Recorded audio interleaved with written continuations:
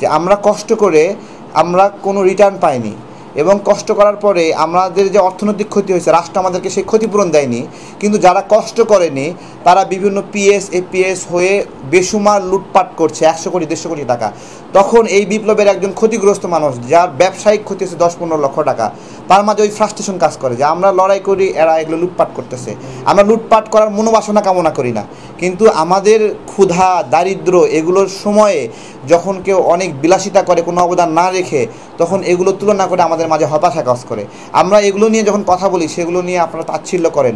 আপনাদের আবেদন এবং আবদার যে আমরা এগুলো নিয়ে না বলি, এই তো আপনাদের আবেদন, আপনাদের আহ্লাদ, আপনাদের শখ এটা যে আমরা ডক্টর ইউনূস নিয়ে না বলি, ডক্টর ইউনূস সুবিধা নিচ্ছে এগুলো নিয়ে না বলি, এটা আপনাদের শখ, আপনারা আবেদন করছেন না বলি।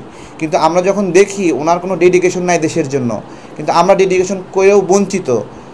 আমরা একটা সুষ্ঠু নির্বাচনের মাধ্যমে শখ আমাদের, একটা রাজনৈতিক কর্মীর উপহার হলো নির্বাচন, নাকি আপু? রাজনৈতিক কর্মী দীর্ঘদিন কষ্ট কেন করে, কেন ত্যাগ স্বীকার করে, কেন অর্থ ব্যয় করে, দেশের সেবা করে কেন? সামনে নির্বাচনে দেশের মানুষ তাকে একটা ভোট দিলে সে সংসদে যাবে, এটাই একটা রাজনৈতিক কর্মীর প্রত্যাশা। ভাই আমি তো কোনো আমলা না ভাই, যে আমি সচিব হতে চাবো, আমি আমলা হতে চাইবো, আমি পিএস হতে চাবো, আমি তো আমলা না। ওইসব সুবিধা আমরা নেইনি, কারণ আমরা রাজনৈতিকভাবে এগুলো মোকাবেলা করে অভ্যস্ত, এবং আমরা স্ট্যাবল আছি, এবং সামনেও আমরা রাজনীতি করব। আমরা এই অন্যায় সুবিধাগুলো অন্যায়ভাবে চাই না। জনগণ আমাদেরকে ম্যান্ডেট দিলে দেশের জন্য কাজ করব, এবং সেই কাজটাও এইরকম না যে ব্যবসা, আমার মধু ব্যবসা বাদ দিয়ে গিয়ে আমি এমপি মন্ত্রী হব, চাই না।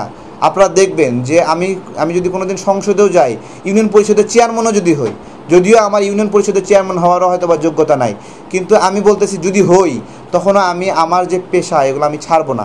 এটাই আমাদের দৃঢ়তা। আমাদের এই দৃঢ়তাকে যারা নোংরাভাবে উপস্থাপন করছেন, আমি তো আম বিক্রি করি, আপনার নেতা কি বিক্রি করে বলেন? হ্যাঁ, আপনার নেতা কি বিক্রি করে? ধর্ম বিক্রি করে, চেতনা বিক্রি করে, কিছু একটা বেচতে হবে রাজনীতির ময়দানে, নিজেকে জিজ্ঞাসা করেন সেটা। তারপরে গুলি করতেছে, ওইখানে শুয়ে পড়তে হবে, উঠতে হবে, হাঁটু গেড়ে সামনে যেতে হবে। এই যে আন্দোলন, আমরা তো ওই আন্দোলনে পুলিশ পর্যন্ত দাবরানি না দিয়ে দূর থেকেই বলতে পারতাম ধর ধর ধর ধর, দৌড়াবো না, খালি বলতাম ধর ধর ধর। এতে কি সফলতা পাইতাম, নাকি আমাদেরকেই দৌড়ে জীবনের ঝুঁকি নিয়ে যাইতে হয়েছিল? বুঝছেন তো? দূর থেকে ধর ধর ধর বলার মতো ইলিয়াস ভাই পিনাকি দাদার এই গণঅভ্যুত্থানে অবদান, যেই ধর ধর ধর পুলিশ শোনে নাই, বা দেশের মানুষ শোনে নাই, কোনো আন্দোলনকারী শোনে নাই। তাদেরকে আমরা দেখলাম কখন? তাদেরকে দেখলাম গণঅভ্যুত্থানের পরে তারা ফেসবুকে অনেক কার্যক্রম করছে, অ্যাক্টিভিটি করছে, এটা দেখলাম, এবং সেই জন্য তাদের এই সৎ উদ্দেশ্য এবং অবদানকে আমরা ধন্যবাদ জানাই। কিন্তু এটার সঙ্গে আমাদের যে জীবন ঝুঁকি নিয়ে লড়াই, এটার সাথে মিলায়েন না। আমি যে গুলিবিদ্ধ হয়েছি এটার সাথে মিলায়েন না, ঠিক আছে? আমাকে যে দিনের পর দিন রিমান্ডে নিল, এটার সাথে মিলায়েন না। এই গণঅভ্যুত্থানে 5টা গুরুত্বপূর্ণ স্পটের 1 থেকে 5 নাম্বার আসামি আমি সব জায়গায়। তাহলে আমাকে 1 থেকে 5 নাম্বার আসামি কেন বানাইছে? নাকি আমি শেখ হাসিনার জন্য এমন একটা মাথা ব্যথা ছিলাম, শেখ হাসিনা সেই মাথা কাটতে চাইছে নাকি? তাই না? এটা আমাদের অবদান। যেদিন 5 তারিখে শেখ হাসিনা পতন হইল, 4 তারিখে আমার নামে পিডাব্লিউ অর্ডার আসছে। পিডাব্লিউ অর্ডার হলো বিশেষ আদেশ, আমাকে 10 দিনের জন্য জিজ্ঞাসাবাদ, রিমান্ড যেটাকে বলে, ঠিক আছে?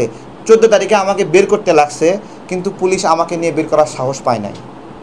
15 তারিখ আমাকে আবার গেটের কাছে নিয়ে গেছে, কিন্তু আমাকে ওই দিনও বের করার সাহস পায় নাই। তাহলে আমাদের উপর দিয়ে যে ট্রমা, আমরা এখনও অসুস্থ। এই গণঅভ্যুত্থানের পরে শারীরিকভাবে ক্ষতিগ্রস্ত, অসুস্থ।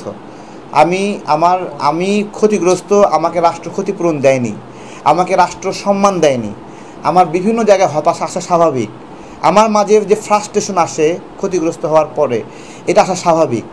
এই হতাশা এবং ফ্রাস্ট্রেশনকে যারা কটাক্ষ করেন, তাচ্ছিল্য করেন, তাদেরকে বলি যে আমাদের মতো আপনারাও যদি ক্ষতিগ্রস্ত হতেন, অসুস্থ হতেন, আপনার মাথার মধ্যেও রাত বিরাতে যদি চমকে উঠতো, ব্যথা করতো, এবং ঘুমের মধ্যে যদি এরকম মনে হতো যে এখন আপনার সামনে শেখ হাসিনা বসে আছে এবং আপনাকে আবার মারতে চায়, এটা আমরা ঘুমের মধ্যে দেখি শেখ হাসিনা যায় নাই, এখনও এই গণঅভ্যুত্থান হয় নাই, মনে হয় এখনও আছে এখানে বসে। ট্রমা কাজ করে মাথার মধ্যে যে তাহলে আমি মনে হয় এখনও জেলখানায় বসে আছি, আমাদের মুক্তি মনে হয় গত 1 যুগেও হবে না, এরকম ঘুমের মধ্যে মনে হয়। আমার ঘুমের মধ্যে সাফারিংস দূর করবে কে? আমি তো এখনও অসুস্থ। আমি যখন একটা ফিউরিয়াস হয়ে যাচ্ছি, কেন ফিউরিয়াস হচ্ছি?